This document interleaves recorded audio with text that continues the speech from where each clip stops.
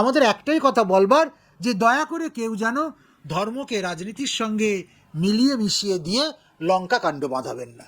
সেখানে যেসব পরম্পরা পালিত হচ্ছে সেই নিয়ে আমাদের কোনো বক্তব্য নেই, কিন্তু সেই পরম্পরার মধ্যে যেন শাস্ত্রের নিয়ম লঙ্ঘন করার কোনো রকম শৈথিল্য না থাকে।